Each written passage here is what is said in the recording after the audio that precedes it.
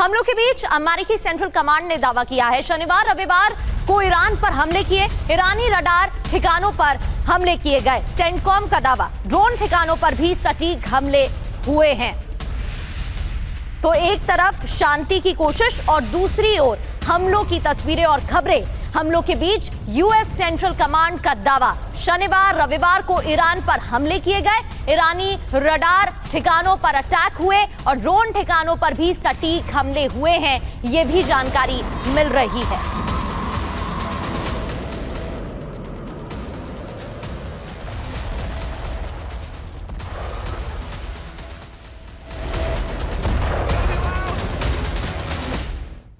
तो 8 दिन में 5 बार अमेरिका ईरान में मिनी वॉर। अब समझ लेते हैं कि ये जो सोमवार रविवार का जिक्र किया गया है, कब कब हमले हुए थे। सबसे पहले सोमवार 25 मई की बात करें तो बंदर अब्बास में अमेरिका ने हमला किया था। हमले में ईरान नेवी के 4 सैनिक मारे गए। जवाबी कार्रवाई में अमेरिकी वॉरशिप पर हमला हुआ। अब बात बुधवार की करते हैं आगे बढ़ते हुए। 27 मई की तारीख जब बंदर अब्बास पर अमेरिका ने अटैक किया, ड्रोन लॉन्च साइट पर हमला किया गया और ईरान ने कुवैत पर जवाबी हमला किया है, ये ही जानकारी दी गई है। अल सलामी अमेरिकन बेस पर अटैक की खबर है।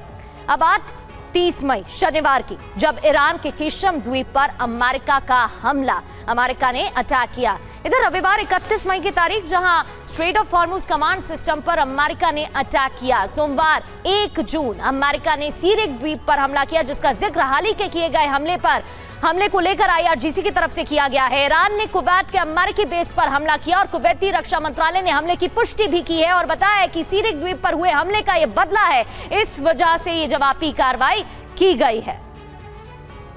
मनीष, जिस तरीके से बीते दिनों हमले हुए हैं, चाहे 1 जून की बात करें, 31 मई की बात करें, फिर 30 मई की बात करें, लगातार हमले तो हो ही रहे थे। ऐसा लग रहा था कि उकसाने की कोशिश की जा रही है। एक तरफ तो बातचीत का बहाना, बातचीत हो रही है, ये पोर्ट्रे किया गया, और दूसरी ओर हमले भी हो रहे थे। तो इसका क्या मतलब निकाला जाए? ऐसा क्यों किया जा रहा था? क्या साइकोलॉजिकल प्रेशर बनाने की कोशिश थी या कोई और स्ट्रैटेजी?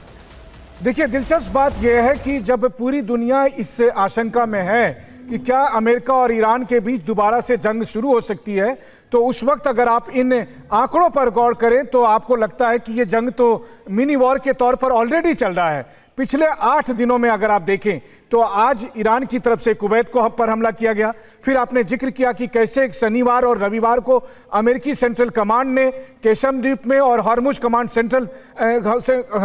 सेंटर पर अटैक किए। इसके अलावा बुधवार को भी अगर आप देखें तो बुधवार को बंदर अब्बास पर अटैक किए गए थे। उससे पहले पिछले सोमवार को अमेरिका की तरफ से बंदर अब्बास को टारगेट करके कई अटैक किए गए थे। तो 8 दिन में 5 बार अटैक अमेरिका और ईरान के बीच एक दूसरे पर किए गए हैं। तो भले ही जो 40 दिन की जंग हुई थी उस तरह की जंग अभी आपको नहीं दिखाई दे रही है, लेकिन मिनी वॉर ऑलरेडी शुरू हो चुका है। लेकिन अब आज IRGC ने कहा है कि अगर यह और अधिक बढ़ा तो फिर इसका बहुत बड़ा स्केल होगा। तो यानी हम उस जगह पर आ चुके हैं जहां से यह मिनी वॉर एक फुल स्केल विध्वंसक वॉर में तब्दील हो सकता है। इसकी संभावना और ज्यादा बढ़ गई है। मनीष, लौटेंगे आपके पास। और देखिए, कुवैत पर हमला, ईरान का दावा इस पर क्या है ये हम आपको बता रहे हैं, और किस तरीके से इस हमले के बाद से स्थितियां काफी बदल गई हैं। दावे जो कर रहा है ईरान वो तो हम आपको बताएंगे, लेकिन जैसा मनीष कह रहे थे कि यहां से हो सकता है कि अब युद्ध की तरफ तेजी से दोनों देश आगे बढ़ें। क्या दावा है ईरान का? जिस बेस से हमला, वहां पलटवार और एरोस्पेस फोर्स का हमला सफल रहा, यह भी दावा किया गया है। सभी तय लक्ष्य नष्ट कर दिए गए हैं। कुवैत का इसमें क्या दावा सामने आया है? मिसाइल और ड्रोन अटैक नाकाम किया गया, हवा में ड्रोन मिसाइल इंटरसेप्ट किया गया, उसे नष्ट किया गया। IRGC की चेतावनी भी साथ में आई है। हमले फिर हुए तो जवाब अलग होगा। पूरी जिम्मेदारी अमेरिका और ट्रंप की है, ये सीधे तौर पर ईरान ने चेतावनी दी है।